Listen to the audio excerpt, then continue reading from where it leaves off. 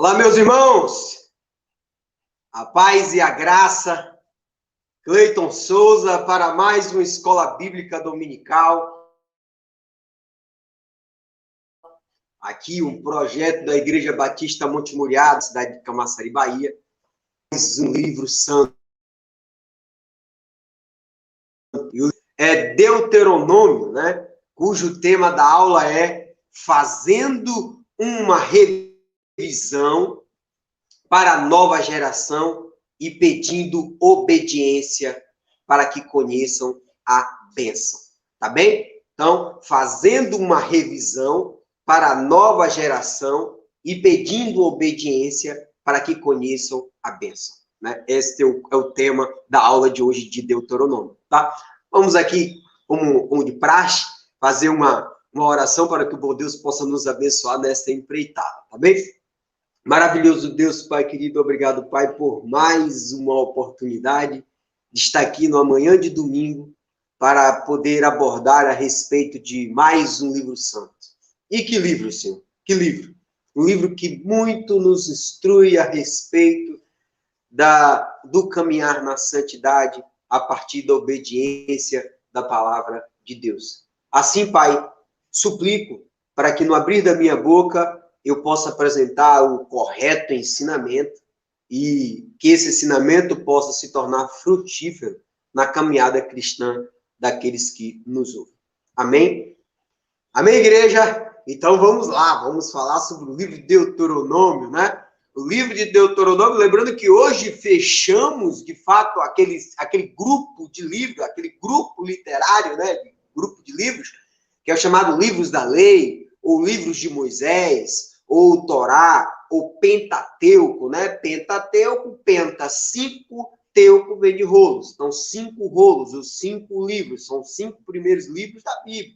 São os livros que abrem a Bíblia, na verdade, o Antigo Testamento, né? Que é Gênesis, Êxodo, Levítico, Números e Deuteronômio. Esses 4 últimos aqui já falamos nas 4 semanas passadas. E hoje, com a graça divina, conseguimos aqui, vamos, com fé em Deus, fechar esse 5º livro, esse livro maravilhoso, né?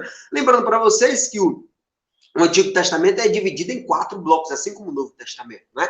Vamos ter a Torá, ou Pentateuco, depois vamos encontrar os livros históricos, depois os livros de sabedoria, depois os livros dos profetas, né? Então, nós vamos fechar hoje o primeiro bloco de livros, que é o livro referente à Torá, ou Pentateuco, a lei de Moisés, ou os livros da lei, bem mencionado aí pelos profetas e também pelo Novo Testamento.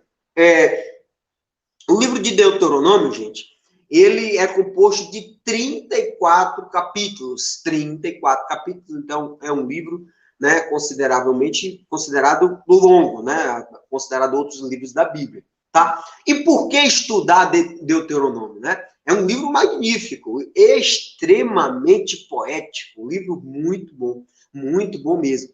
E para você imaginar o tamanho da importância, né, de que o cristão possa efetuar essa leitura de Deuteronômio, este livro que iremos abordar na data de hoje, ele é o livro mais citado pelos profetas no Antigo Testamento. Então, no Antigo Testamento é o livro mais utilizado, as passagens desse livro é mais utilizado, é o livro mais utilizado pelos profetas na Antiga Aliança, no Velho Testamento, no Antigo Testamento, tá? Do mesmo modo, Deuteronômio é o livro mais citado no Novo Testamento. São mais de 100 citações, né, do livro de Deuteronômio no Novo Testamento.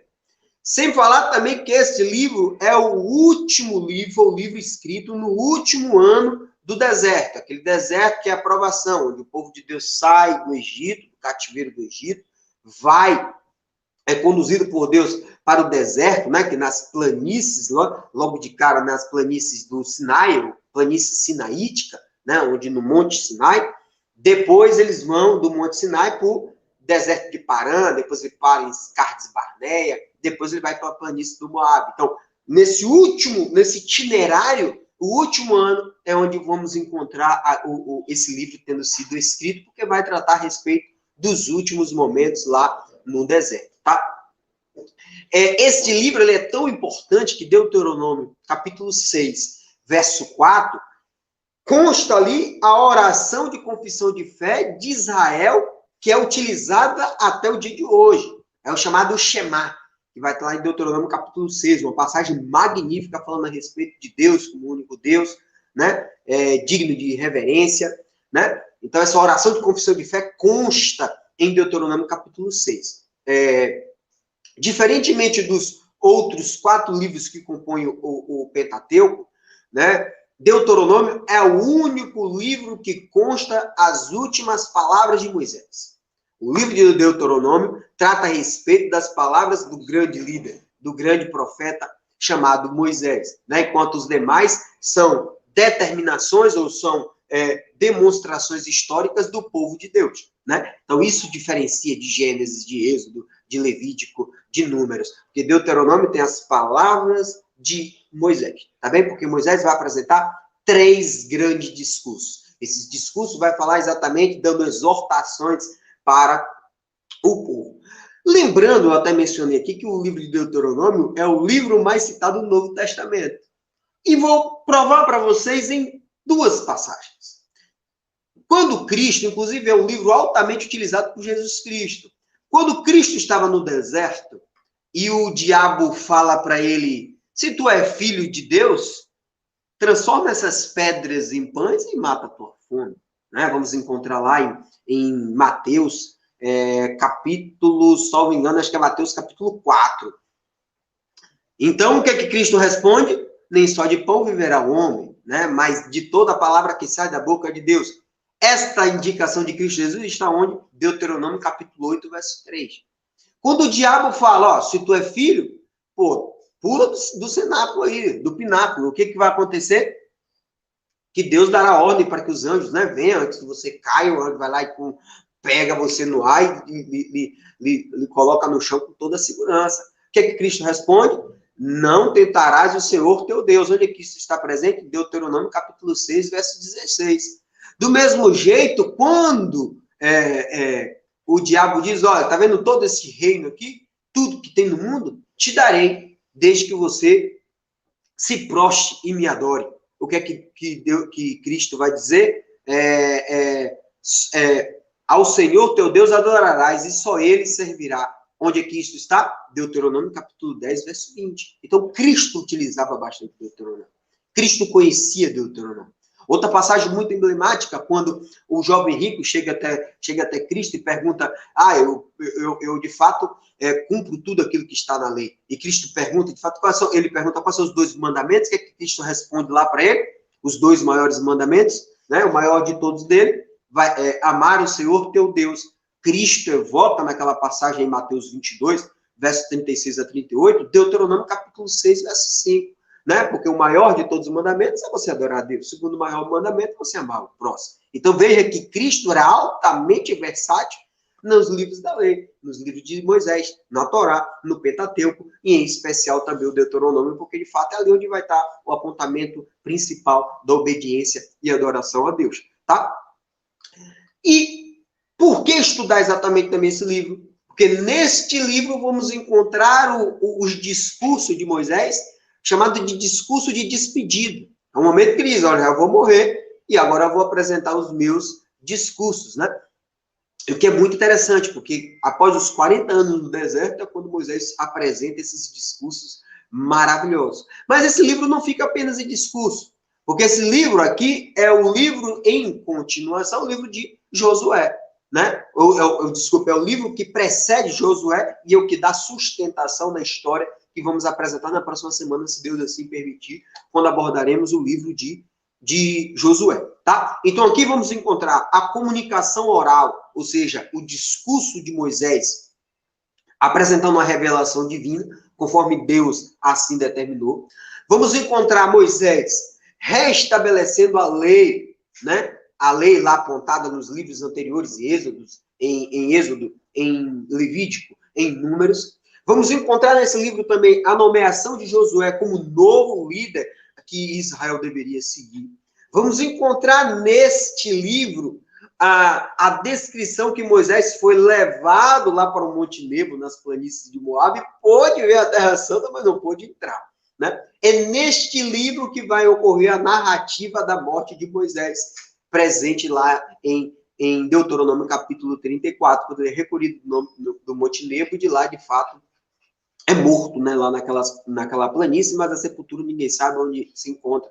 Onde tem grande discussão hoje se de fato Moisés conheceu a morte ou se ele foi trasladado, ou se de fato ele foi levado aos céus, né? Até porque ele aparece no monte no monte, né, para falar com Cristo e com João, com Pedro e com Tiago, né? Então entende-se como Elias e Moisés apareceu lá para Jesus Cristo, né? E para aqueles 3 discípulos, entende que ele não morreu, ele não conheceu a morte, ele foi levado aos céus ainda vivo. Mas isso é uma teoria que, de fato, a Bíblia não afirma. A Bíblia apenas aponta que ele, séculos depois, ele volta, se apresenta ao povo de Deus e a Cristo Jesus, fazendo uma réplica, que o Monte da Transfiguração, né, onde aconteceu a Transfiguração, ali é o momento exato que Cristo recebe a intimação, dizendo, opa, seu trabalho na Galileia terminou. Agora você tem que descer para Jerusalém, porque o seu trabalho deve ser concretizado lá, por meio, de fato, da crucificação. E o momento da transfiguração é o encontro, né? Elias representava os profetas e Moisés apresentava a lei. E Cristo é exatamente o cumprimento dessas duas determinações, essas duas temáticas apresentadas na Bíblia. Tá? Lembrando também que em Deuteronômio, que Moisés vai apontar, profetiza a vinda de um novo profeta. Em Deuteronômio, capítulo 18, verso 15. Lembrando que essa indicação de Moisés, de que um novo profeta viria para conduzir o povo de Deus, para liderar o povo de Deus, é reconhecido no Novo Testamento, a passagem de Deuteronômio 18, é reconhecido como indicação, como se ele estivesse dizendo para Cristo Jesus. Onde é que isso vai estar presente, Cleito? Em Atos dos Apóstolos, capítulo 3, verso 22, e Atos dos Apóstolos, capítulo 7, que para mim é o que eu mais gosto, o discurso de Estevão perante o Sinédrio, Atos dos Apóstolos, capítulo 7, verso 37, que eles, olha, lembra aquela indicação de Moisés, que viria um grande profeta para sucedê-lo e liderar o povo de Deus? Ele estava dizendo a respeito do Cristo Jesus, né? Então, o Novo Testamento confirma o que Moisés estava apontando lá no Antigo Testamento. Tá bem? Lembrando também que Moisés ilustra um tipo de Cristo Jesus, porque ambos foram poupados da morte enquanto eram bebês, e ambos, né, foram sacerdotes, profetas e líder de Israel, conforme Êxodo 32, Hebreus 2, Atos 7, Mateus 27, tudo vai entabular a respeito dessas informações. O título desse livro, né? Qual é o título desse livro? O título desse livro de Deuteronômio, como até mencionei, como são 5 livros, né? Gênesis, Êxodo, Levítico, Número. Então, Deuteronômio é uma continuação dos 4 livros. É uma continuação do livro de Números, né? Porque Números vai apontar, olha, vocês vão ter que ficar perambulando por 40 anos no deserto. Deuteronômio vai dizer, opa, e já perambulamos por 40 anos, agora são os atos finais de Moisés, porque ele vai morrer e vai nomear um novo líder, o líder vai conduzir esse povo de Deus a entrar na Terra Santa. Né? Então veja que é uma continuação. Né? Mas quanto ao título de Deuteronômio, como eu até mencionei em todos os livros do Pentateuco, na Bíblia hebraica, o título original não é Deuteronômio. Lá se você abrir a Bíblia hebraica, você não vai encontrar Deuteronômio. Né? Porque todos os livros da lei, eles foram intitulados pela primeira frase do livro. Gênesis vai estar intitulado lá no princípio. Então, no princípio refere-se ao nosso livro de Gênesis. Êxodo, estes são os nomes, né? Para a gente é Êxodo, para a Bíblia hebraica, esses são os nomes, porque é a primeira frase que abre o livro. Para nós, Levítico, para eles, e ele chamou, né? Que lá vai apontar, porque é quando Deus aparece na tenda, na nuvem, e chama Moisés. Números, e ele falou, né? Números, no livro, a nossa Bíblia vai ter o nome de nosso Antigo Testamento, da nossa Bíblia. Vai ter o livro chamado de Números. Na Bíblia hebraica vai ser apenas ele falou, porque é a primeira palavra que, de fato, Deus conduzindo Moisés a fazer a contagem do povo de Deus. Já Deuteronômio, para a gente, é Deuteronômio, para eles vai estar, estas são as palavras, porque o livro de Deuteronômio representa as últimas palavras de Moisés, tá bem? Então, na Bíblia hebraica, o título, né, dos livros do Pentateuco são titulados a partir da primeira frase de cada livro. O nosso não. O nosso, como a nossa Bíblia vem da Septuaginta, que é aquela versão, né, da Bíblia, a tradução da Bíblia hebraica, na língua hebraica, do hebraico para o grego. Então, a partir dessa tradução do hebraico para o grego, é que nós adotamos a segunda do grego. E do grego não segue essa nomenclatura, tá bem? O nome Deuteronômio, aí a pergunta é por que o nome, porque esse livro é chamado de Deuteronômio? Porque Deuteronômio, ele é a expressão de porque Deutero quer dizer segundo. Nome, de fato, vai apontar a respeito de lei. Então, é a cópia da lei. É a segunda lei, tá? E por que foi colocado esse nome? Porque quando houve a tradução em Deuteronômio 17, 18, que vai dizer lá que quando o rei começar a governar, mandará fazer uma cópia da lei de Deus, que está no livro guardado pelos sacerdotes levitas, ou seja, Moisés profetiza que o povo de Deus, quando entrasse lá na terra prometida, ia exigir a instituição de reis. E nós aprendemos isso em 1 Samuel. Em 1 Samuel, o povo de Deus, quando começa a falar, a gente está muito desorganizado, a gente precisa de um líder, como todos os povos têm. E isso desagrada a Deus, mas Deus vai lá e nomeia Saul. Então, Moisés aqui, ele profetiza que o povo de Deus ia desejar um líder, não ia querer ficar apenas preso, né? A liderança de Deus, queria a liderança de homens. E aí vamos encontrar inúmeros problemas com os reis de Israel. Mas quando os 70, né, que foi a Septuaginta, que quer dizer 70, que foram 72 sábios, que foi retirado da Palestina, eram 6 sábios de cada tribo, ou seja, foram 72 sábios, 6, cada tribo 6, deu 72, saiu da Palestina, foi lá para o Egito, e lá no Egito, em 70 dias, eles fizeram a tradução da Bíblia hebraica para o grego, por isso o nome Septuaginta. Então, quando eles fizeram esta tradução de Deuteronômio 17, 18, que fala que o rei, quando começar a governar, mandará trazer uma cópia do livro da lei, para que está guardado com o sacerdote, para que ele possa ler todos os dias e assim aprenda a governar. Eles colocaram o nome de Deuteronômio. Todavia, esse nome Deuteronômio, o correto, deveria ter sido, estas são as palavras mesmo. Porque o Deuteronômio não representa uma cópia de lei nenhuma. Não é cópia de lei. Deuteronômio são as palavras de Moisés. Tanto é que quando lemos Deuteronômio capítulo 1, verso 1, diz: neste livro estão os discursos de Moisés. Então, trata-se de sermões, trata-se de discurso, trata-se de falas, trata-se de entendimento de Moisés. Então, não há a falar, Deuteronômio, esse título de Deuteronômio está equivocado, né? Sobre uma visão clara do próprio livro, que o livro não trata de segunda lei, tá? Mas, como assim foi adotado, a gente vai se chamar de Deuteronômio mesmo, tá? Lembremos disso. Lembremos que o nome Deuteronômio também foi mantido para a versão latina da Bíblia, né? Que é a Bíblia primeiro em língua hebraica, depois tivemos a Septuaginta traduzida para o idioma grego, depois ela foi traduzida novamente para o latim, que era o idioma amplamente adotado lá em Roma, né? Lá na Itália. Então,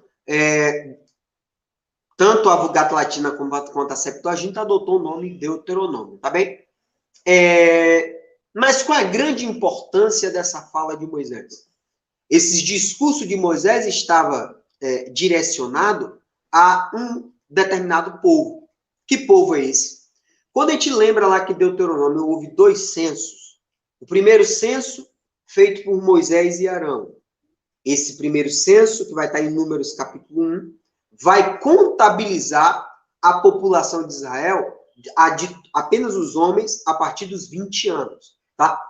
Neste momento, Moisés e Arão estavam no deserto do Sinai. Esta contagem foi feita 2 anos após a saída do Egito. E foi contabilizado 603.550 homens que eram escravos e agora estavam libertos. Mas quando teve o episódio dos espias, que eles foram, de fato, olhar a terra e voltou com o cacho de uva e aquelas, tudo que era de bom da terra, o povo, de fato, blasfemou contra Deus. Está louco, rapaz, diante do relatório, rapaz, a gente não vai ter condição de transpor muralha, vencer grandes reinos, que tem grandes armas, homens gigantes. E aí, existe, de fato, Deus dá uma maldição para aquele povo. Vocês vão morrer. Vocês vão ficar 40 anos perambulando no deserto, e depois a sua posteridade, ou seja, os seus descendentes, é que entrarão na Terra Santa. Então, quando essa primeira geração, que foi feito o primeiro censo em Números capítulo 1, morre, em Números capítulo 26, Deus manda fazer o novo censo. E quando é feito o novo censo, Arão e Miriam já haviam morrido. Então, Moisés novamente coube essa tarefa, juntamente com Eleazar, porque Arão já tinha morrido. E aí foi feita uma contabilidade dos filhos daqueles homens do primeiro censo. Ou seja, os filhos dos ex-escravos. Que foi contabilizado 601.730 homens. Então, para essa população que não conheceu as histórias do Egito, para aquela população que ainda eram infantes, ou seja, que ainda eram crianças, que ainda eram adolescentes, que ainda eram imaturos, que não conheceu de todos os fatos que sucederam com a geração antiga, Moisés chama todos eles e faz esses grandes discursos para prepará-los para adentrar a Terra Santa, baseado nas determinações divinas. Só para vocês entenderem o porquê houve a necessidade de Deuteronômio, hoje estamos em 2021. Acontece que, por exemplo, a primeira lei dada para aquele povo, para a primeira geração, é como se tivesse dado em 1981, 40 anos atrás. A geração de 1981 é uma. A geração de 2021 é outra. Então, por isso que existe a necessidade de Deuteronômio, é muito interessante. Que Moisés vai explicar a história, Moisés vai explicar a antiga aliança, e Moisés vai explicar a nova aliança feita de Deus com aquela nova geração. Então, entender Deuteronômio é entender este lado, é entender esses dois censos. O primeiro censo dos ex-escravos morreram tudo no deserto. Só que antes de morrer, eles tiveram diversos filhos. Então, esses filhos é que teriam a obrigação, a incumbência de entrar e conquistar a Terra Santa. Então, Moisés se preocupou, diga, rapaz, essa nova geração tem que estar devidamente fundamentado nas leis de Deus e nos fundamentos religiosos, de fato, de fé.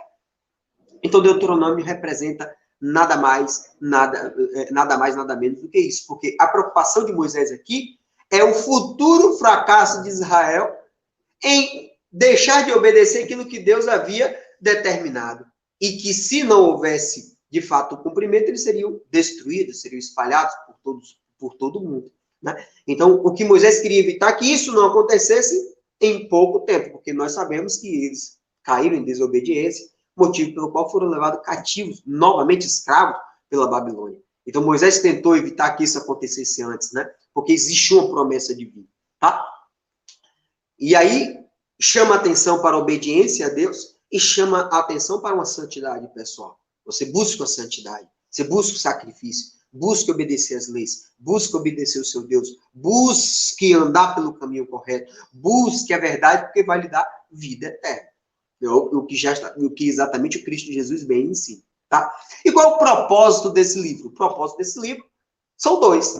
Primeiro, lembrar o povo de Deus, a nova geração, né, os filhos dos escravos, que foram todos mortos, dos desobedientes, dos amaldiçoados, a morrer no deserto, aquela nova geração, mais de 600 mil homens, lembrando de novo, a população de Camaçari tem 301 mil habitantes pelo censo do IBGE. Então, tinha 2 vezes a população de Camaçari, tudo no deserto. E de jovens, pessoas jovens. Então, Moisés precisava dar uma maturidade espiritual a essas pessoas. E foi por meio desses 3 grandes discursos, tá bem?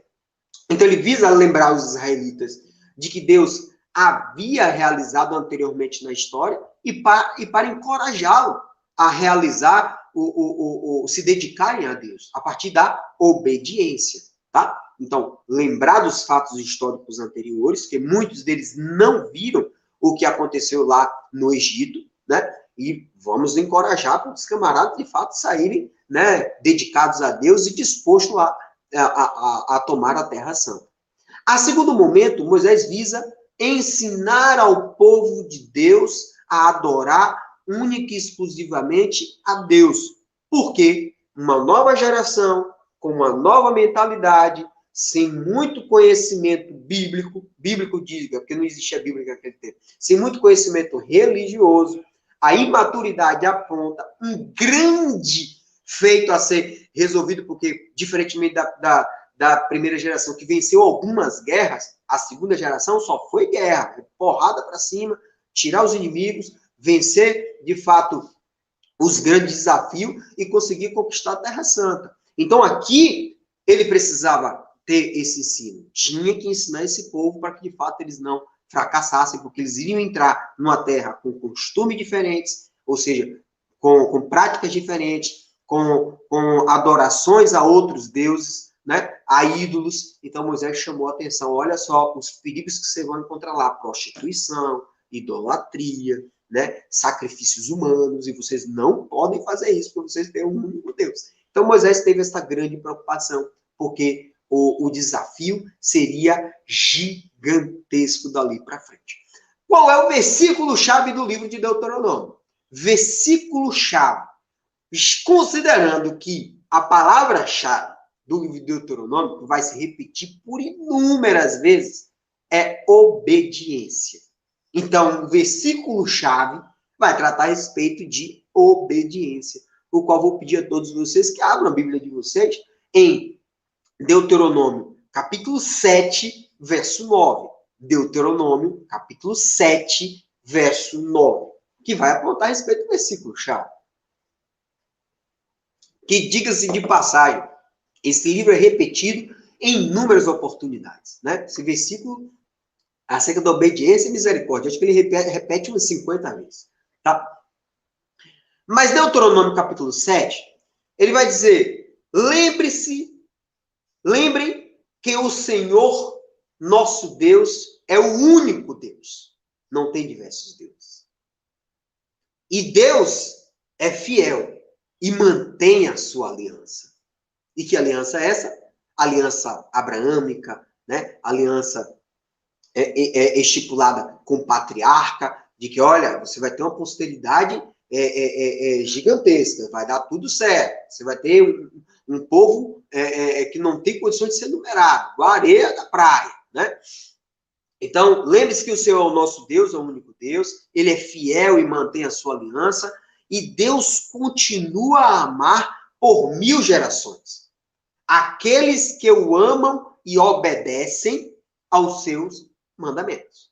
Então, é Moisés dizendo, continue na obediência que vocês terão bênção. Porque, de fato, vocês terão que ser verdadeiros adoradores e que vocês adorem em espírito e verdade, porque se assim você fizer, Deus permanecerá com vocês para sempre. Esta é a ideia primordial. Então, obediência e respeito e identificação de Deus como único Deus.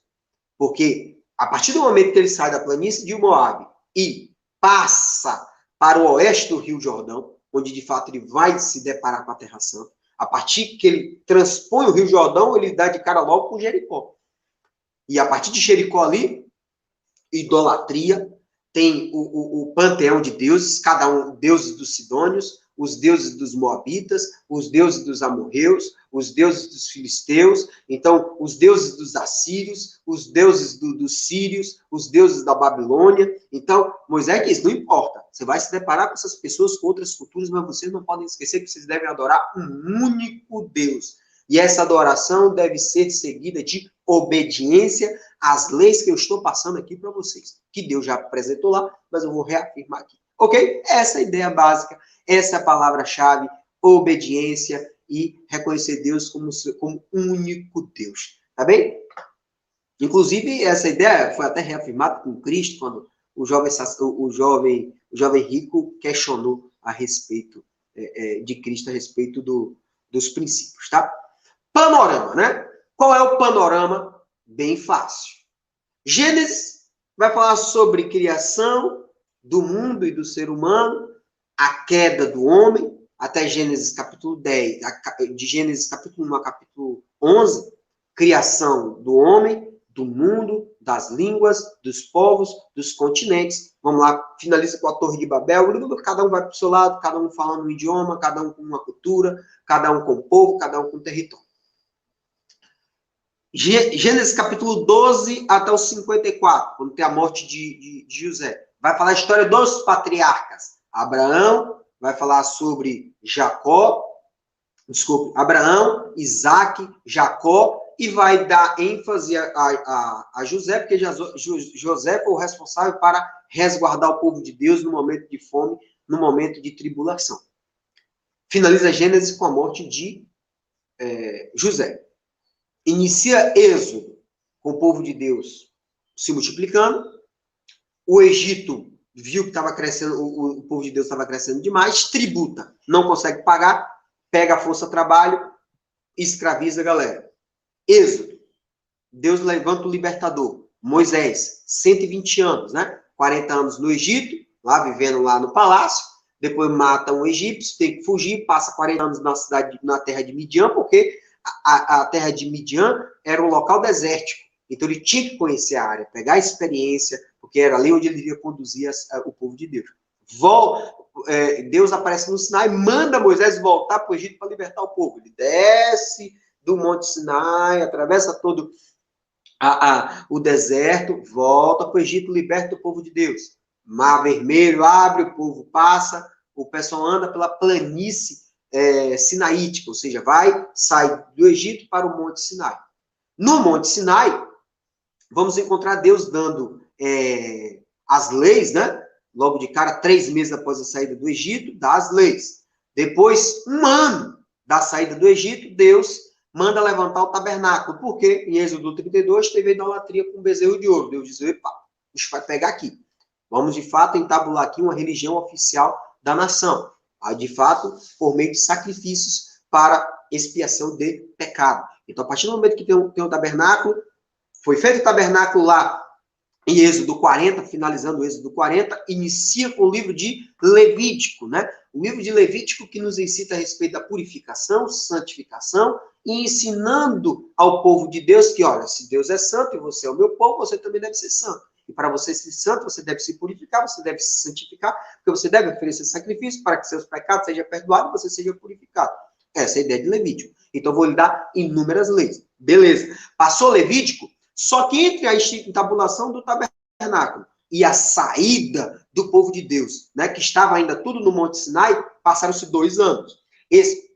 2 anos da saída do Egito, ou seja, do tabernáculo para a saída do deserto, né, do Monte Sinai para o deserto de Parã, ou seja, indo em direção à Terra Santa, passou-se 1 ano. Então, foi esse momento de Levítico, foi um momento de ensino, aprendizagem, reconhecimento de Deus, né? Entendendo de tudo que tinha que ser realizado. Encontramos em Números, 1 ano o povo de Deus, a nuvem se movimentando, diz assim, está na hora de sair do deserto do Sinai para ir para o deserto de Parã, depois ele passa por Cádiz, Barnea, depois ele para na planície de Moab. Então, em Números, vamos encontrar ali 40 anos de peregrinação. 39 anos de peregrinação, porque o 40º é apontado em Deuteronômio. Quando finaliza, que o povo de Deus chega em Cádiz e Barnea, eles mandam os 10 espias, os 12 espias, 12 espiões. Os 12 espiões voltam com um relatório, a terra é boa, mas os caras é bem mais forte que a gente. O povo blasfema Deus. Oh, meu Deus, trouxe a gente para o Egito para morrer. O que acontece? Vai todo mundo morrer, todo mundo vai morrer. Fica só Josué e Caleb, porque de fato aprendeu. É lá em Números que Moisés fere a rocha em Meribá, e motivo pelo qual Deus dá a maldição para ele. Você também não vai, não, tu vai morrer, viu? Miriam e Arão também blasfema contra Deus em Cádiz e Barnea, contra Moisés, né? Por aqueles pronósticos que já falamos, porque ele casou, e porque também, de fato, existem inúmeras teorias. Então, morre Arão, morre Miriam, e Moisés estava condenado à morte. Com o que Deuteronômio chega? Deuteronômio recepciona toda essa história e diz, tu lembra lá da maldição do povo de Deus? Dos 40 anos no deserto? O povo tudo morreu. E só quem faltava morrer daquela geração? Moisés, praticamente. Por que Moisés? Deus já tinha dito para ele, tu vai morrer, tu não vai ver, tu não vai entrar na Terra Santa. Então, Moisés, sabendo que estava nas últimas semanas de vida, diz, olha, eu estou com a nova geração e eu preciso instruí-la para o que deve ser feito na Terra Santa. Então, esta é a ideia, de Gênesis a Deuteronômio. Veja que as histórias são sequenciais. Não cometa o erro de ler Gênesis, depois ler Levítico, depois ler Deuteronômio. Não faça isso. Ou sequenciar o livro de forma equivocada. Você deve ler o livro de forma sequencial, porque as histórias são contínuas, tá? Ou, se você desejar ler um livro depois do outro, você ter isso na cabeça, essa historinha aí, desde a criação do mundo até o último capítulo de Deuteronômio, que é capítulo 34, que é a morte de Moisés, ele instruindo essa nova geração, que é o segundo censo feito em Israel. Entendendo isso, gente, acabou, dá para entender todos os livros da lei, tá bem? Veja que a Bíblia ela é sequencial, não tem nada demais não para ser dito. Lugar. Enquanto números, vamos encontrar aí uma diversidade geográfica, vamos encontrar Monte Sinai, deserto de Sinai, deserto de Parã, Cádiz Barnea, Bazã, vamos encontrar Edom, vamos encontrar Moabe, vamos encontrar planície de Moabe.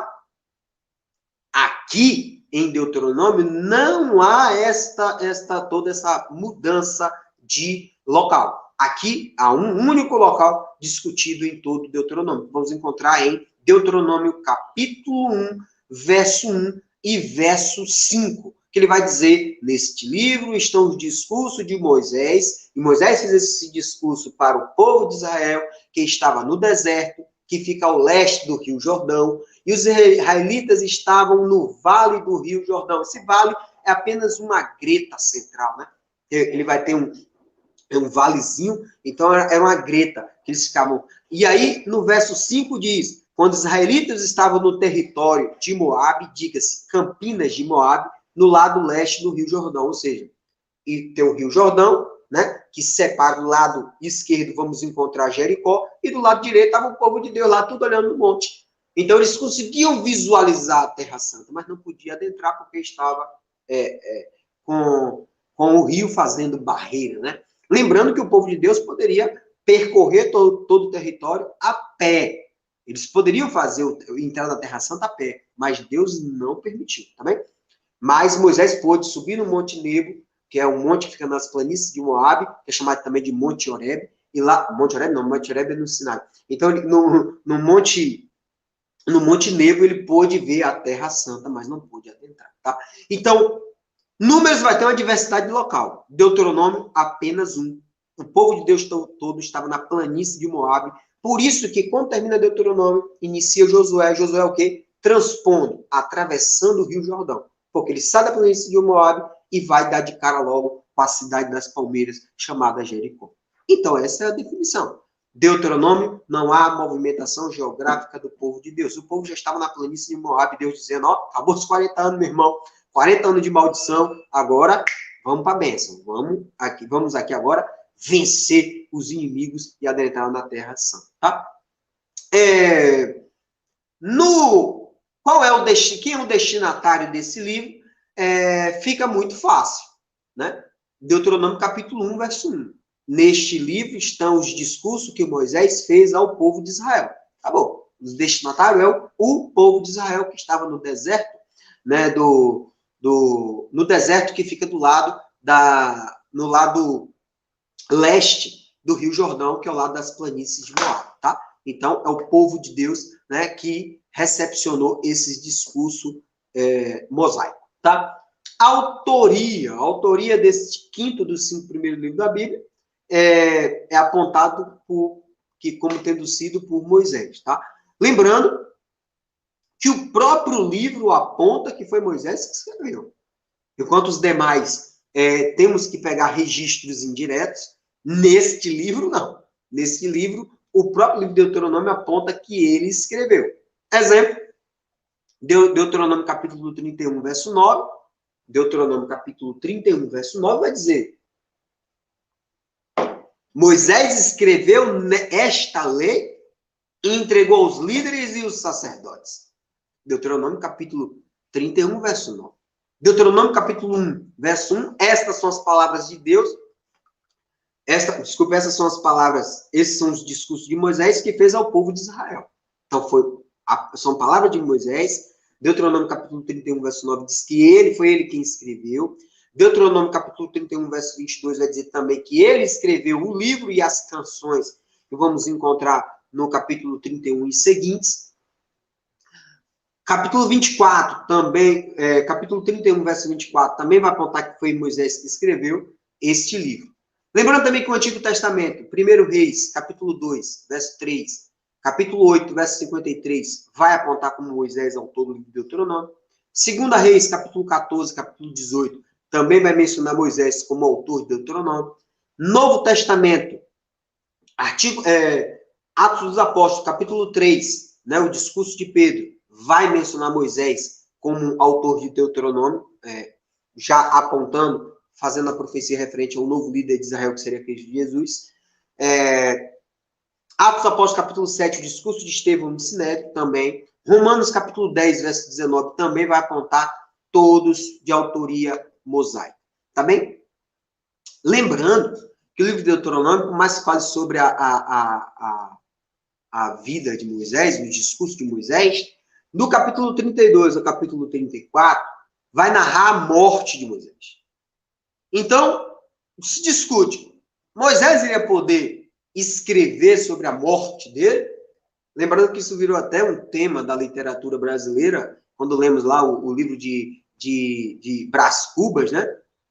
De Machado de Assis, ele até brinca. Moisés também escreveu sobre a morte dele, aqui também um morto vai escrever a respeito dos acontecimentos em vida, né? Assim que ele abre o livro de Memórias Póstumas de Brás Cubas, também ele faz menção a Moisés do livro de Deuteronômio, porque ele fazendo uma jogatina de palavras, né? Se Moisés pôde escrever quando estava morto sobre a vida dele, eu também vou falar. Então, o que há essa discussão? Quem escreveu a respeito dos acontecimentos da morte de Moisés? Se ele estava morto, não poderia escrever. Duas teorias. Primeira teoria, que do capítulo 32 ao capítulo 34, quem escreveu foi Josué. Mas a Bíblia não diz. Tá?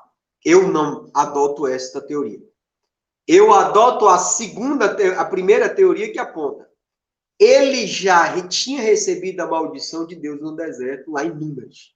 Números capítulo 25. Tu vai morrer. Você não vai entrar na terra santa, porque você feriu a rocha 2 vezes lá. Ele deu, ao invés de santificar a rocha, porque a rocha era Cristo, a rocha espiritual, a rocha que dava água viva para o povo e gerava vida. Ele blasfemou contra Deus, arregaçando a rocha por 2 vezes, dando 2 tacadas na rocha. Então, Deus disse, tu vai morrer.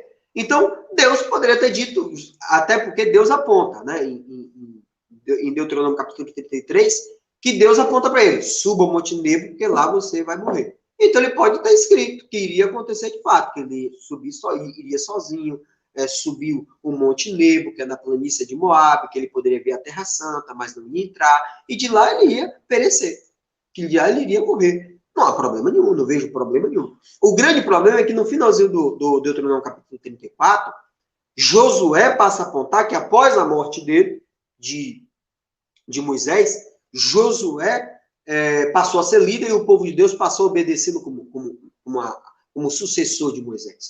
Aí que acho que o finalzinho do 34, não sobre a morte de Moisés, mas os fatos que sucedem à morte dele, eu acredito que deve ter sido escrito por Josué. Mas até a morte de Moisés, o iníciozinho do capítulo 34, acho que Moisés poderia ter escrito, porque Deus deu a determinação a ele de como aconteceria o falecimento dele. Entendeu? Deve ter sido bastante doloroso para o grande líder que saiu de Midian, voltou para o Egito, carregou todo o povo e não pôde entrar na Terra Santa, falhou, né, nesse sentido, morrendo com 120 anos. Foi 40 anos no Egito, 40 anos em Midian, 40 anos ele volta para buscar o povo de Deus no Egito e morre em Moabe. Então são 3 sessões de 40 anos, tá? Fica muito fácil.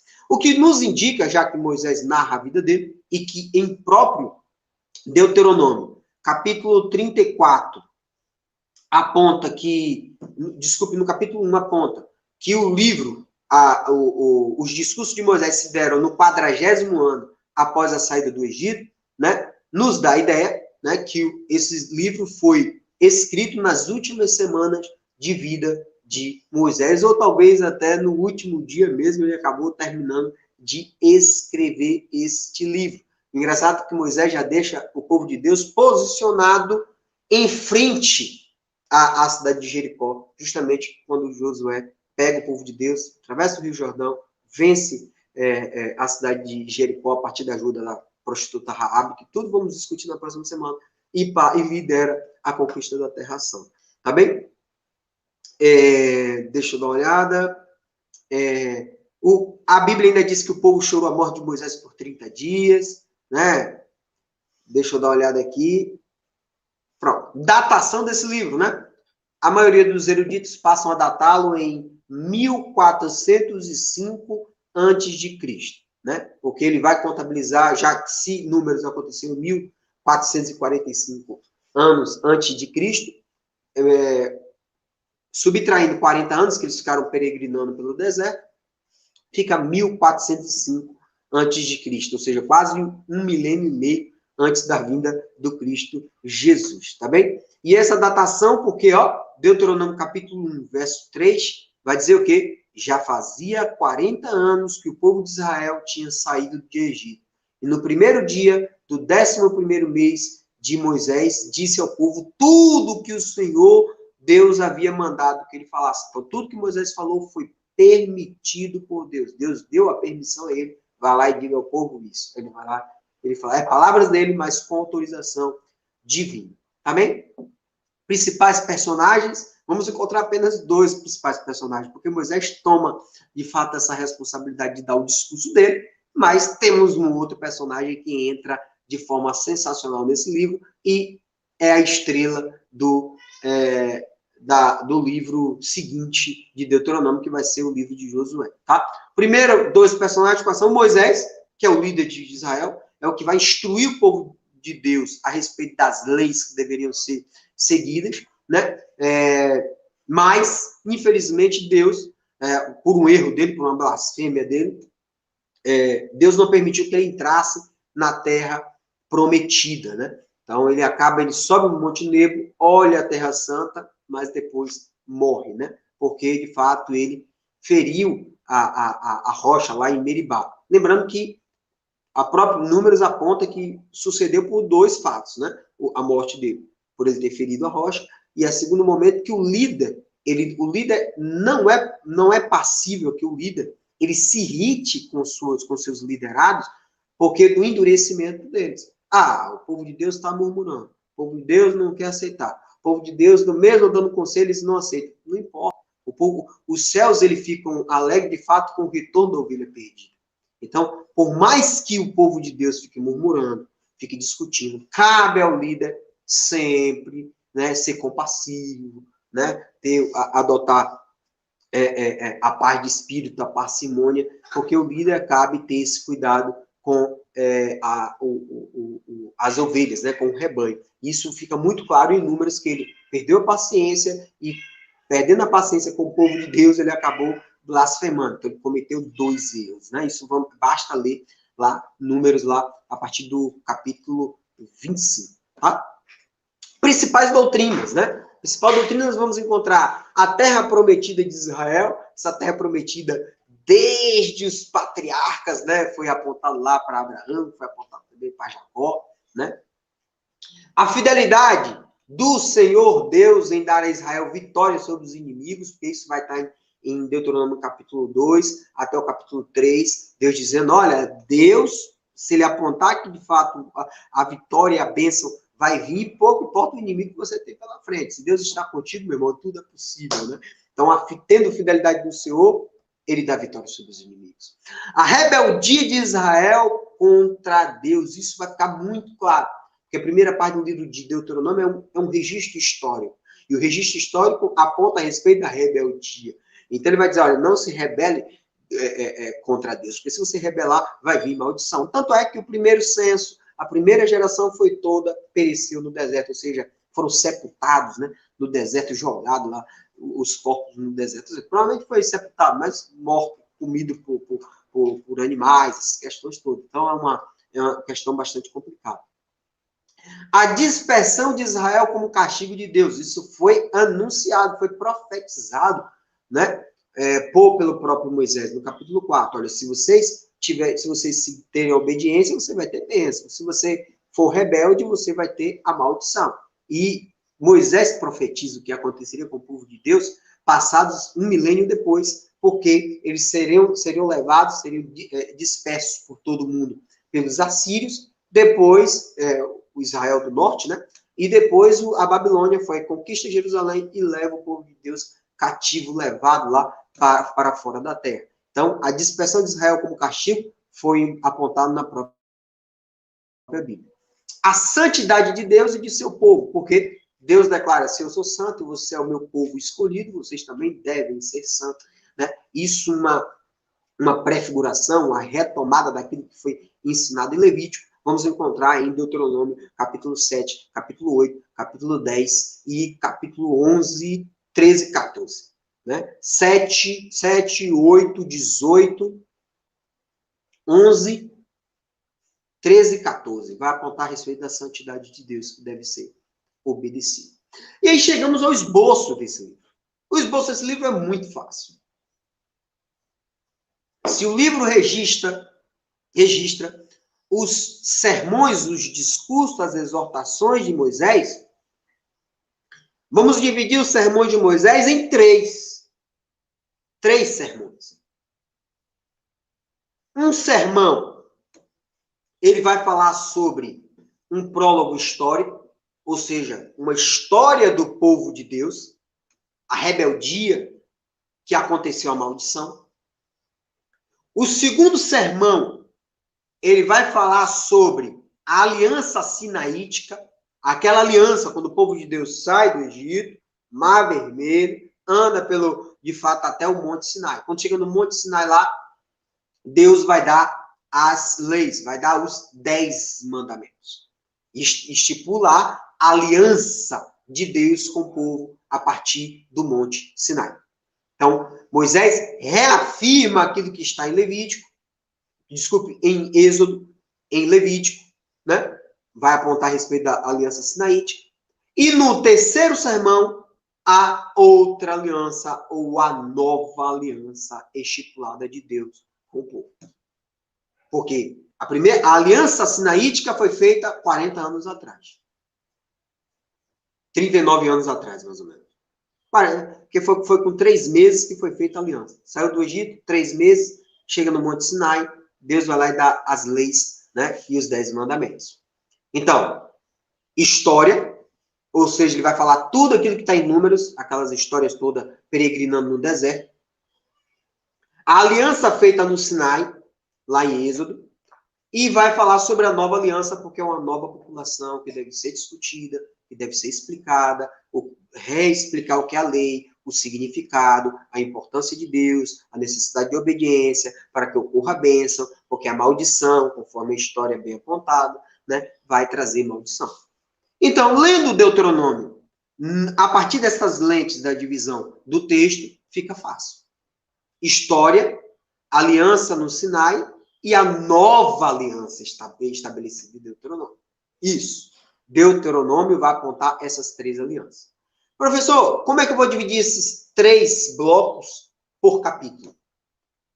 A parte histórica que Moisés relembra os fatos que aconteceram, porque passaram 40 anos, é muito tempo.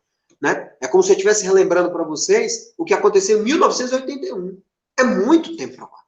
Década de 80, década de 90, década de 2000, agora 2010, 2020, é muito tempo. São muitos acontecimentos. Né? Veja que de 81 para 2021 são muitos fatos históricos. Então Moisés vai explicar o discurso histórico do capítulo 1 ao capítulo 4. Capítulo 1 ao capítulo 4, ele recapitula as histórias de Israel. A história que ocorreu a maldição, que o povo de Deus morreu. Por que morreu? Porque descumpriu a lei de Deus. O segundo discurso, falando sobre a aliança no Sinai, que é a entrega dos 10 mandamentos, a entrega da lei, vamos encontrar do capítulo 5 ao capítulo 28, que vai falar sobre a aliança sinaítica. Tudo aquilo que eu tinha que entregar. O terceiro sermão, a outra aliança, do capítulo 29 ao capítulo 34.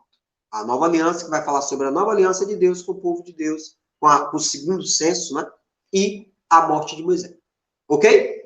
Capítulo 1 ao capítulo 4, registro histórico. Capítulo 5 ao capítulo 28, a aliança no Sinai. E do capítulo 29 ao capítulo 34, a nova aliança. Então vamos lá agora discutir rapidamente a respeito de cada capítulo, um breve resumo, né? Porque a gente vai falar sobre tudo, porque a gente não tem condição de verificar. Tá? O livro de Deuteronômio é um livro bastante interessante, porque logo no capítulo 1, ele vai falar logo, ó, este livro vai tratar sobre o discurso de Moisés, dado ao povo de Deus que estava na planície de Moabe após os 40 anos no deserto. Então o livro já diz logo o que vai acontecer. Dá logo um recorte histórico para que você não fique titubeando. Ah, quando foi isso? Não. Acabou os 40 anos, já tá, é o momento que o povo sai da maldição dos 40 anos e vai para o benefício, para a promessa da Terra Santa. Ok? Então vai ter esse registro histórico. No capítulo 2, ele vai falar, iniciamos aqui ainda no capítulo 1, no finalzinho do capítulo 1, a partir do verso 5, um breve resumo histórico de tudo que aconteceu nesses 40 anos de deserto, com a saída do Egito até chegar no Monte Sinai. Então, no capítulo 1, ele vai falar sobre a Terra Prometida, ele vai falar sobre a organização estrutural da nação israelita, é quando é escolhido os juízes, né, para decidir as causas. Ele vai falar que em Cades Barnea ele mandou os 12 espias, e ele vai até o Vale de Escol, né? Esse Vale de Escol é lá em perto de Hebron. Hebron fica no sul de Jerusalém. É lá em Escol que ele pega o cacho de uva, né? Lá no sul de Jerusalém, volta com esse cacho de uva, provavelmente verde. Mas o cacho de uva tinha que ter 2 homens pegando, porque foi um cacho de uva considerável.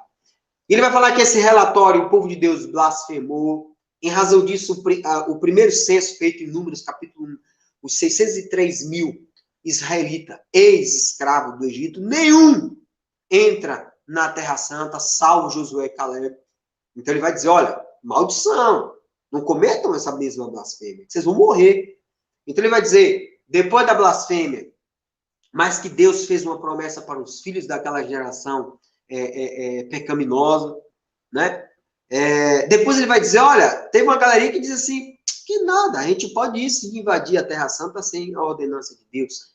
Então os insurgentes da determinação de Deus, dizendo que aquela geração de escravos não entraria na Terra Santa, tentou entrar na Terra Santa, mas não estava com a proteção divina, e Moisés vai dizer, e os amorreus destruíram esse povo de Deus. Finaliza o capítulo 1. No capítulo 2, vai falar sobre os edomitas, os moabitas e os amorreus, fazendo um resumo da metade do livro de Números em diante. Porque os edomitas, Deus falou, olha, eles são seus primos, eles são descendentes lá de Esaú, batam na porta, peça para entrar. Se ele não permitir, vocês vão dar a volta. E aí vai explicar, batemos na porta do Edomita, os Edomitas não permitiram. Foi esse o motivo que nós tivemos que dar todo aquele balão pela terra de Edomita, que aquele balão fez o povo cansar. E o povo começou a murmurar contra Deus, falar mal do maná. Que porcaria de maná, quero voltar para o Egito para comer peixe, com cebola, com alho. E aí que Deus diz, você quer peixinho, quer cebola? Mandou lá as serpentes abrasadoras, botou a serpente no madeiro, todos aqueles que vissem e acreditassem, era curado pela fé, né? Que inclusive tem grande discussão se ele era uma idolatria ou não, mas são os céticos causando problema. Depois vai falar sobre as guerras do Moabita, que é aquela história toda de Balaque, Balaão e tal, mas Moisés não entra, apenas fala que venceu os Moabitas. Depois dos amorreus, que é quando ele vence lá na cidade, que é o rei Seom, lá, e ganha aquela toda a cidade de Gileade, que fica para a tribo de Gade e de Ruben, tá? Isso finaliza o capítulo 2. No capítulo 3, ele vai falar sobre o rei Og, que é o rei de Bazã, que diz que é o último rei da raça dos gigantes, que é chamado de Refaíns, né? Só a cama do homem media 4 metros de comprimento por 1,80 de largura, segundo o verso 11 do capítulo 3 de Deuteronômio. Então ele finaliza essa parte histórica e vai para o capítulo 4 para esse prólogo histórico para dizer, olha, mas eles foram amaldiçoados porque blasfemaram contra Deus. Mas eles também tiveram a bênção porque foram obedientes a Deus, creram em Deus, por isso que Deus deram vitória sobre os edomitas, moabitas, amorreus, o rei de Bazã. Então, ele deságua depois dos 3 capítulos, fazendo um resumo histórico, no capítulo 4. E no capítulo 4 ele vai dizer, olha, a obediência gerou vitória. E aí é um dos capítulos mais lindos de toda a Bíblia, que vai falar, de fato, sobre a necessidade de obediência. Inclusive, é nesse capítulo 4, que tem aquela passagem que diz, não acrescente nada à lei do que eu estou dando. Porque se você tirar dela uma só palavra, vocês, de fato, irão blasfemar contra Deus e Deus irá se vingar de vocês. Lá que vamos encontrar no capítulo 4, que é um capítulo que eu peço que vocês dediquem uma leitura agora de manhã, uma coisa muito linda no capítulo 4. Ainda no finalzinho do capítulo 4, vamos ter a separação das 3 cidades refúgio.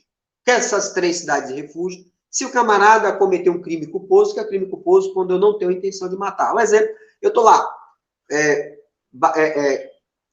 desejo cortar uma árvore. Só que eu não tenho o devido cuidado, não aviso a pessoa que vem atrás, e essa árvore acaba caindo, matando uma pessoa. Eu não queria matar a pessoa, a árvore caiu. Então essa pessoa pode, já que a família pode se vingar dessa pessoa, essa pessoa correr e entrar nas cidades refúgios. Nessa cidade refúgio, enquanto ele estiver dentro da cidade, a família não pode se vingar. E a pessoa tem que permanecer lá até o sumo sacerdote morrer. Morreu, ele pode sair da cidade ou ficar quando o próximo sumo sacerdote ficar. Mas se ele sair da cidade, a família pode se vingar dele. E aí, Moisés faz a divisão da tribo de Ruben, estabelecendo a cidade de refúgio em Bezé, a tribo de Gade em Ramote, e a da tribo de Manassés bota de Goiã, né? Só que no total são 6, né? Só que Moisés, por que Moisés não vai estipular as 3 outras cidades que ficariam no oeste do Rio Jordão, ou seja, na parte da Terra Santa? Porque Moisés não tinha entrado. Porque na Terra Santa vamos encontrar um em Cádiz, um em Siquém e outro em Hebron, que Moisés não tem condição de apontar, porque quando Josué conquista, ele vai lá e determina as outras 3 cidades de refúgio. No capítulo 5, deixa eu ver, no capítulo 5, Moisés, já que lembra do capítulo 1 ao capítulo 4, Moisés faz um histórico, certo? Sermão histórico. No segundo bloco do livro, que é a metade do livro de Moisés, que é uma coisa fantástica, ele vai recapitular as histórias daquele povo. Porque é um povo novo, é o povo filho dos escravos, é um povo que não viu a saída do Egito, é um povo que não viveu as histórias no deserto, é um povo que não conheceu as histórias todas, o estabelecimento do tabernáculo, das leis e tal. Então, cabia Moisés apontar, pô, essa nova geração, os caras devem relembrar as leis que foram dadas lá em Levítico e Êxodo. Então, o segundo sermão vai tratar sobre a aliança sinaítica. A aliança feita no Monte Sinai, quando foi dados os 10 mandamentos e as leis. Tanto é que Deuteronômio capítulo 5 vai iniciar com o quê? Moisés relembrando os 10 mandamentos. Quem lê Êxodo 20 ou Deuteronômio 5, mesma coisa. Ele repete os 10 mandamentos. Né? E aí o povo de Deus, com medo, pede que Moisés volte ao monte, e Moisés volta, olha, rapaz, Deus mandou que vocês obedeçam os mandamentos. Então, o segundo sermão de Moisés vai do capítulo 5 ao capítulo 28, tá? E o capítulo 5 inicia relembrando dos 10 mandamentos, e esse é o sermão que ele vai relembrar de todas as leis. Então, lembre-se, quando você lê de 5 ao 28, você vai rememorar, você vai relembrar todas as leis dadas lá em Levítico. No capítulo 6 de Deuteronômio, vai falar sobre a consagração plena de Deus. Por quê? Vai falar sobre que a finalidade da lei nada mais é do que uma solicitação de que você obedeça àquilo que está sendo escrito. Então, o fim da lei é a obediência que temos de levar todos a temer a Deus. E é no capítulo 6, uma coisa magnífica, uma coisa muito linda, que vamos encontrar a oração de confissão de fé de Israel, que é adotada até o dia de hoje. Até o dia de hoje, eles leem Deuteronômio, capítulo 6, que ele chama de o Shema. Veja que coisa linda. Escute, ó povo Israel, o Senhor. Somente o Senhor é o nosso Deus. Portanto, amem a Deus, nosso Senhor, de todo o coração, com toda a alma e com todas as forças. Guardem sempre no coração as leis que eu estou lhe dando hoje. Então, esse é o chamado do Shema, que eles guardam até o dia de hoje. Façam essa oração, né? até a presente data. Veja, coisa muito linda, né? Depois, lá no capítulo 6, ele vai dizer que não deixe de ensinar os seus filhos, repita essas leis em casa e fora de casa, amarre essas leis nos braços e na testa. Por isso que Cristo vai criticar alguns daqueles que ficavam com os filactérios, né? Que são tirinhas de leis, né?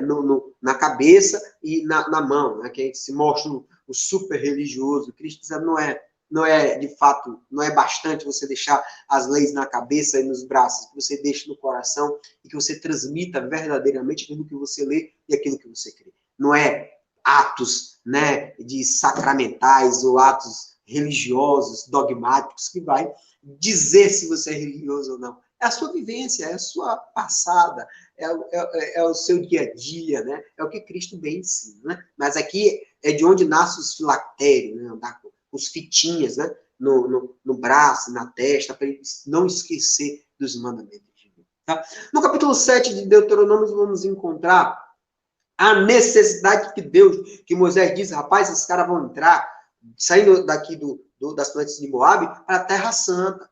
Só que na Terra Santa vamos encontrar inúmeros povos com culturas estranhas, com oferecimento com idolatria de ídolos, sacrifícios humanos, comida oferecida. Então, o que é que Moisés fala no capítulo 7? Ordene a destruição dos cananeus. Os cananeus, eles devem ser mortos. Os seus ídolos devem ser destruídos. Se afastem-se dos costumes, das prostitutas, dos casamentos profanos. E aí vamos encontrar um reforço de Deuteronômio capítulo 7 em Salmo 115, falando sobre os ídolos. Que nada, tem boca, não fala, tem ouvido, não ouve, tem olhos e não vê, esse cara não serve para nada, é só um pedaço de madeira. Né? Então, é coisa muito linda. Capítulo 8. A advertência contra negligenciar-se contra Deus. O capítulo 8 é uma recapitulação do capítulo 4. Traz a mesma discussão de obediência. Mas aqui traz uma necessidade de uma obediência no coração, na vontade, na mente, no corpo, nas finanças e no futuro. Porque tudo deve ser em obediência direcionado a Deus. Tá? É uma coisa muito linda.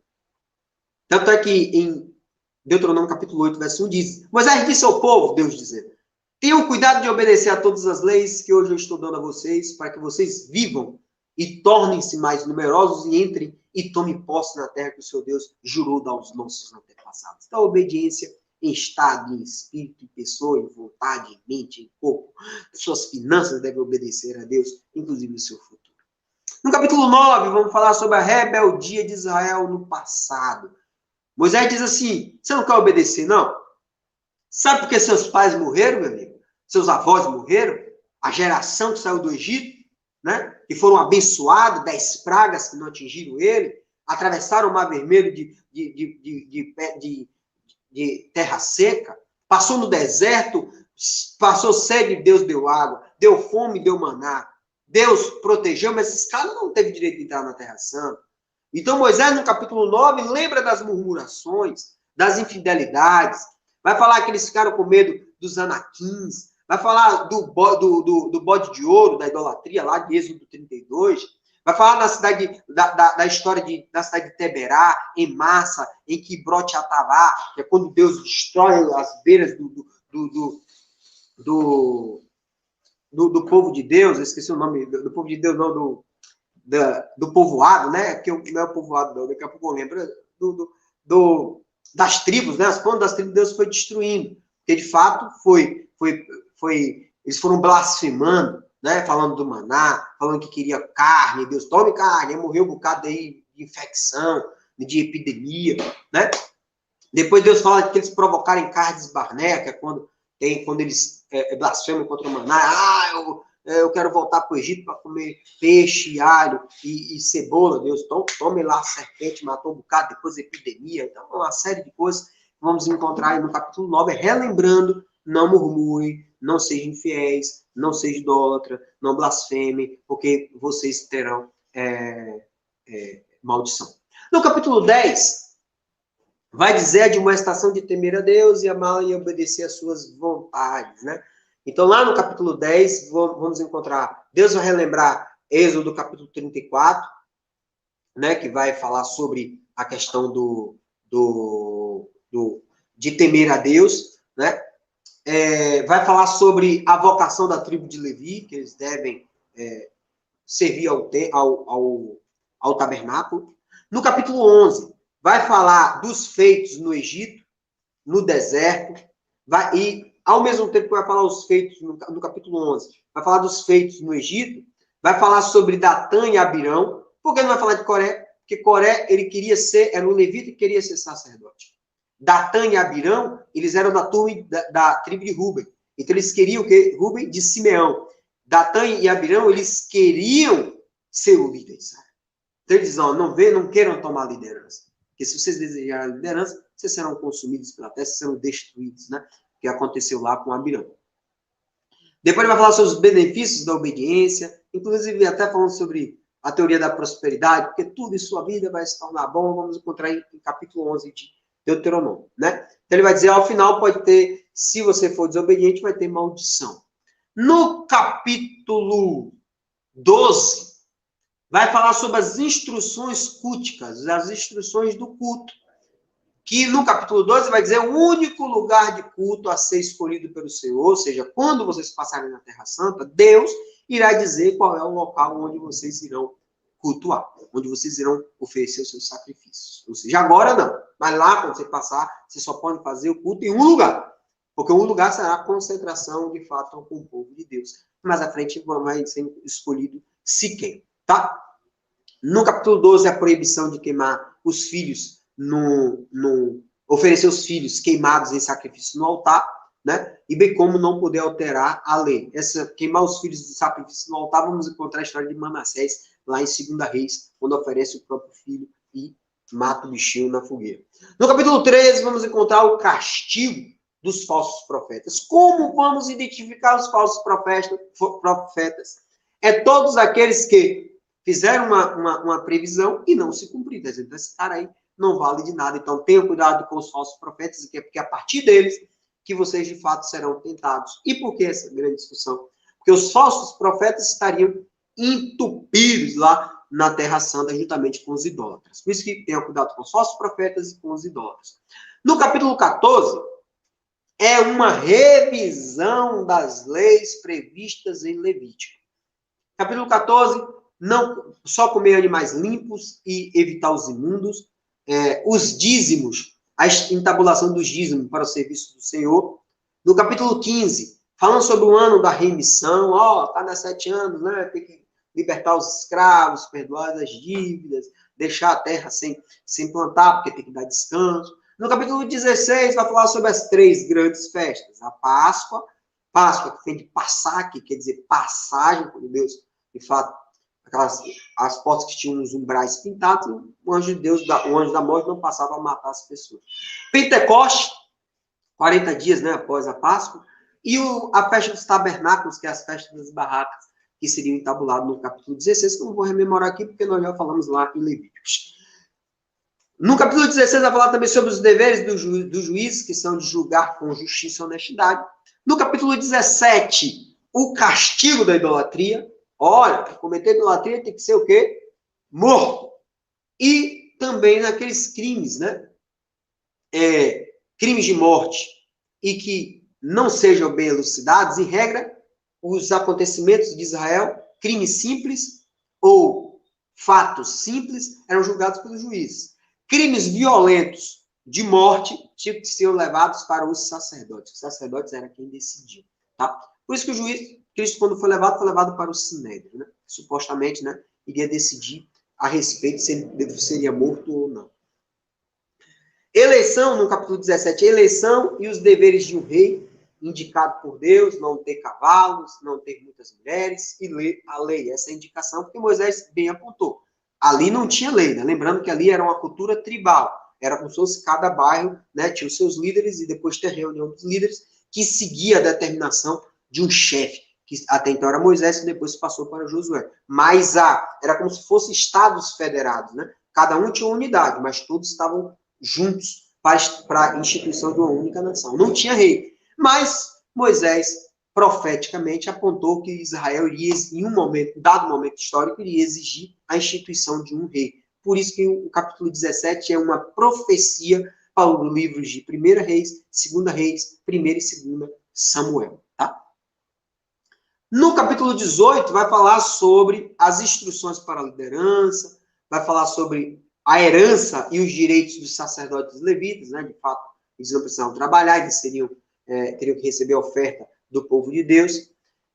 As abominações das nações são proibidas, né? Ou seja, não podia cometer os mesmos costumes. No capítulo 19 de Deuteronômio, vai apontar a quem pertence os privilégios, a quem pertence os privilégios das cidades de refúgio, e acerca dos limites os limites, né, de cada tribo. Desculpe, no capítulo 19 vai dizer, em cidade de refúgio, a quem pode ficar que cometeu o crime de homicídio culposo, ou seja, aquele crime sem intenção. Eu queria matar pessoas sem querer. Meu carro de boi, o boi saiu desgovernado, pegou uma criança e atropelou uma criança e matou.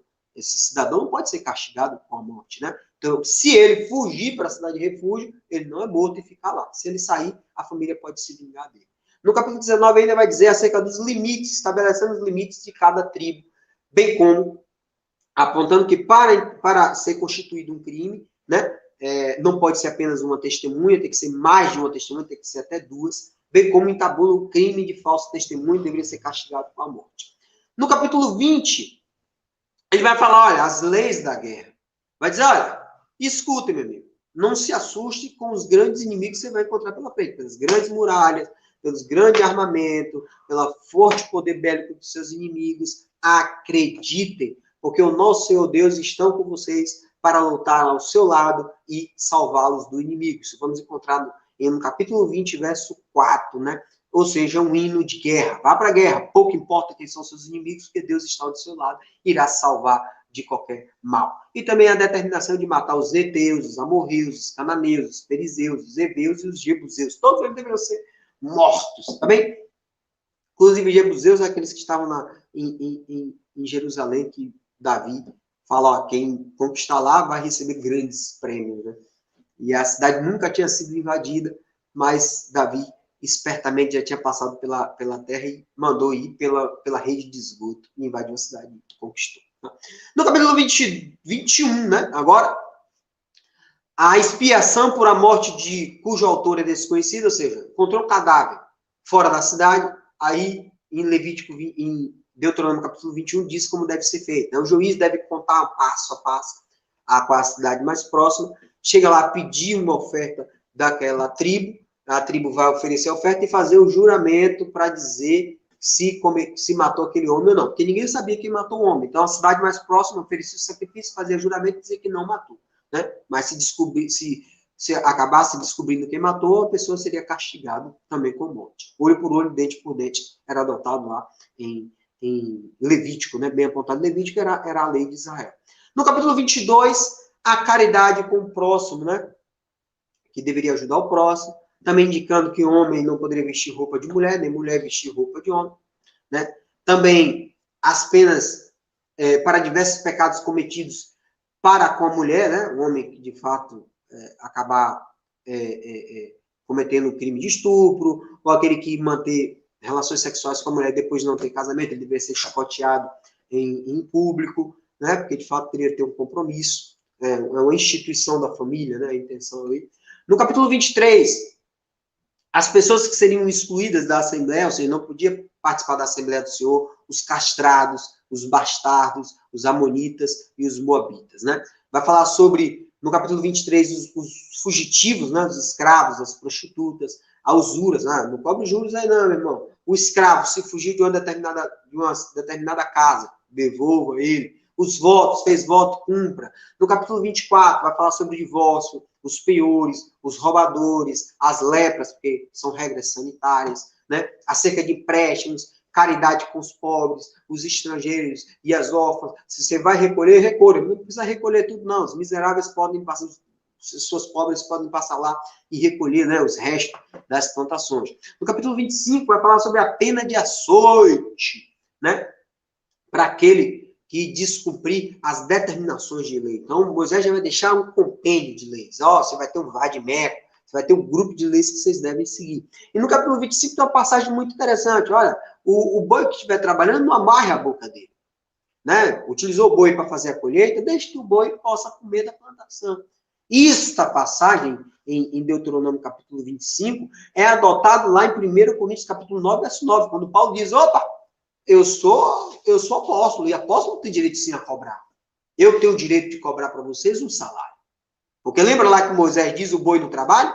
E o boi não podia trabalhar com a boca amarrada, não. Ele tinha que ficar com a boca aberta. Ele podia comer também. Se eu estou trabalhando, ele também podia comer. Então, o apóstolo Paulo também bem menciona, eu sou apóstolo, eu posso cobrar um salário. E, apesar que em 1 Coríntios, 2 Coríntios, vai dizer, eu não vou cobrar nada para vocês, para que você não me coloque isso aí como carga, né? É uma coisa muito interessante.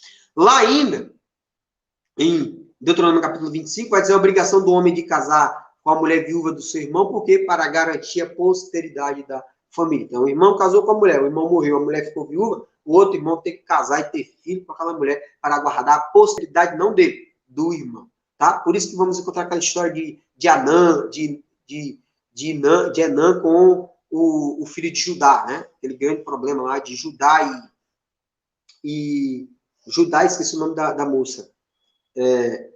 A história de Judá e esqueci o nome da mulher, rapaz. Daqui a pouco eu vou lembrar o nome dela. Que, de fato, ele acaba casando, a moça se finge de prostituta, ele acaba tendo filho com ela, tá? No capítulo 25, a adoção de pesos e medidas justas.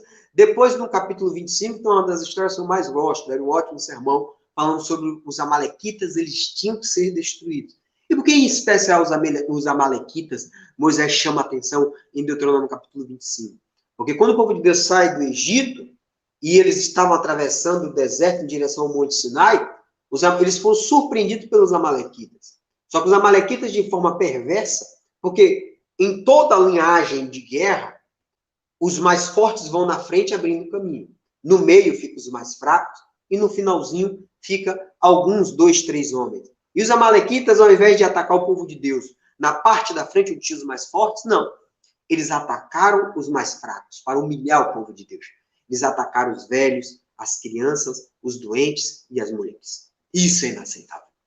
Então, essa passagem em Deuteronômio capítulo 25, de determinando que os amalequitas, eles tinham que ser exterminados.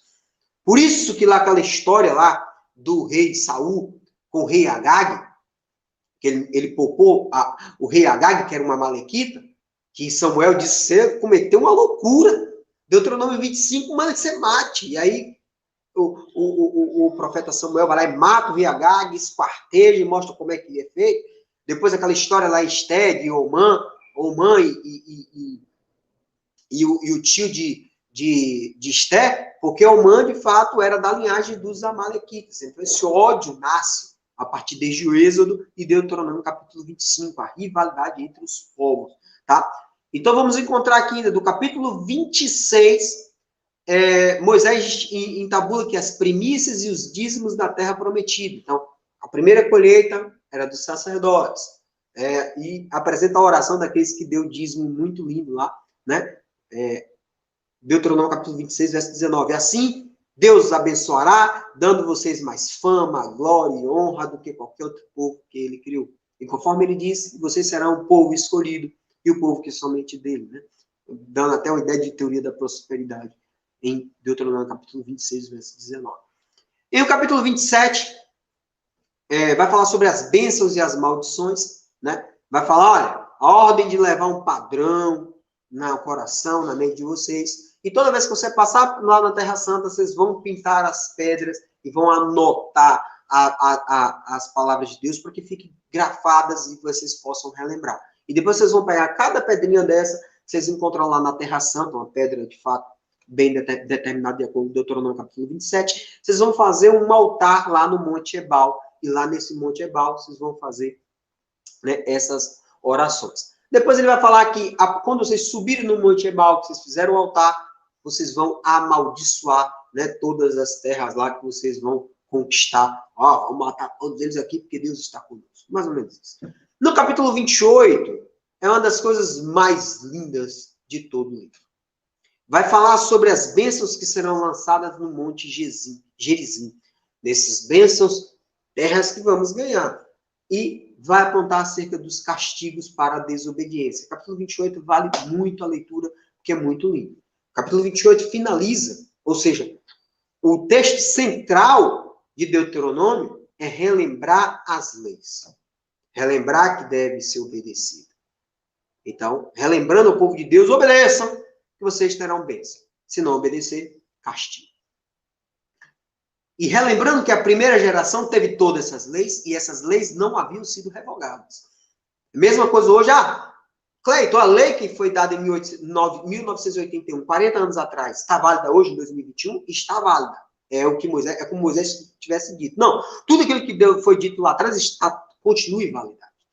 Tanto é assim que no terceiro sermão, primeiro, história de Israel. Segundo, as leis dadas lá no Monte Sinai, que é chamado de Aliança Sinaítica.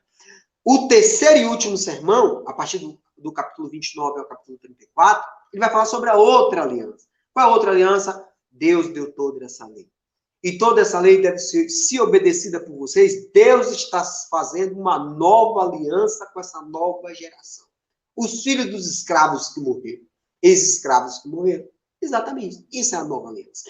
E essa nova aliança que é catapultada para a história de Cristo Jesus, que Cristo Jesus estabelece uma nova aliança em cima dessas duas que foram estabelecidas. Tá bem?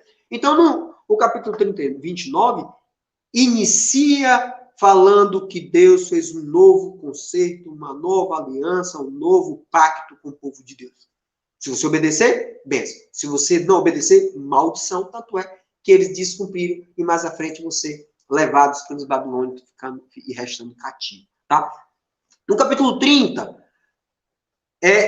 Moisés apontando que Deus era misericordioso para com aqueles que se arrependem. E dá uma ideia muito interessante, né? Seja misericordioso. Porque a lei não está lá em cima nos céus. Para você perguntar, vou subir aos céus para que eu possa trazer os mandamentos? A lei não está do outro lado do mar, para que vocês perguntem, vamos ter que atravessar o mar? Não. As leis estão aqui com vocês. Obedeçam. É o capítulo 30. É bastante interessante. Para mim, é o capítulo que eu mais gosto de todo o Deuteronômio, porque para mim é fantástico o capítulo 30. Tá? No capítulo 31, Moisés vai estabelecer a mudança de liderança. Moisés já sabia que chegou aos 40 anos, período final, ele teria que morrer. Então ele tinha que estabelecer, entabular uma nova liderança. Que é a nova liderança? Moisés vai nomear Josué seu sucessor. Então é aqui onde ele vai apontar Josué como sucessor em capítulo 31. Tá bem? No capítulo 31 também ele vai determinar ao povo de Deus que a cada 7 anos, lembra lá no ano do perdão, no ano da remissão, no ano do jubileu, eles teriam que marcar uma lei para fazer a leitura pública da lei. Eles teriam que ler Deuteronômio, os livros da lei, os 5 livros, tá? No capítulo 31, deixa eu dar uma olhada, existe Moisés apresenta uma profecia dizendo que o povo se tornaria infiel. Diz assim, felizmente, vocês vão se tornar infiel, né? Em razão disso, vocês vão ter maldição mais à frente. Ou seja, ele apresenta uma profecia. No capítulo 31, vamos encontrar 3 coisas magníficas. Moisés vai apresentar uma canção, né? Falando sobre a nova liderança, sobre a questão do povo de Deus. Vai falar sobre o cântico para abençoar as 12 tribos, já no capítulo, deixa eu ver, no capítulo 32? Não. No capítulo 31, finalzinho do capítulo 31, no capítulo 32, o último cântico de Moisés. Uma coisa muito linda, né?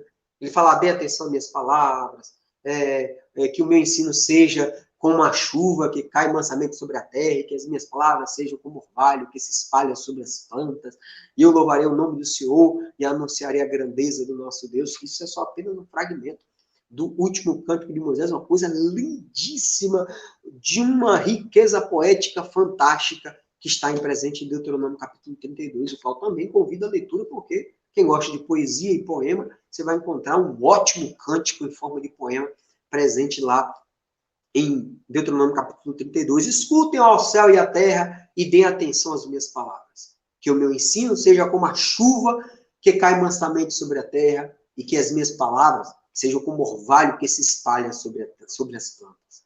Eu louvarei o nome do Senhor e anunciarei a grandeza do nosso Deus, porque o Senhor é a nossa rocha, ele é perfeito e justo em tudo que faz.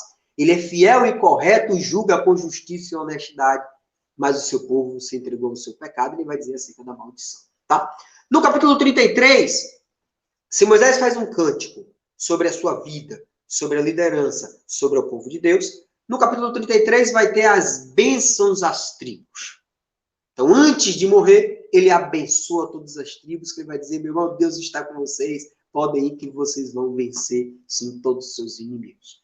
E no capítulo 34, finaliza com o relato da morte de Moisés, dizendo que Deus diz, ô, Moisés, sobe aí no Monte Negro. Eu vou lhe mostrar a Terra Santa, a coisa linda que o povo de Deus vai conquistar. Mas você não vai entrar porque você blasfemou lá nas águas de Meribá. Né? E aí o povo de Deus chora por 30 dias. E aí vamos encontrar no relato de Deuteronômio capítulo 39, versos 9, dizendo que Moisés escolhe como líder Josué, né? E que Moisés pôs a mão sobre a cabeça de Josué, e a partir daquele momento, obviamente sob a orientação divina, Josué ficou cheio de sabedoria, Deuteronômio capítulo 34, verso 9. E a partir dali, os israelitas começaram a obedecer a Josué e cumpriram todas as leis apontadas, a nova aliança estabelecida por Moisés. Tá? E aí, no finalzinho, Deuteronômio diz, nunca mais apareceu em Israel um profeta como Moisés, com que o Senhor falava face a face. Deuteronômio capítulo 34, verso 10.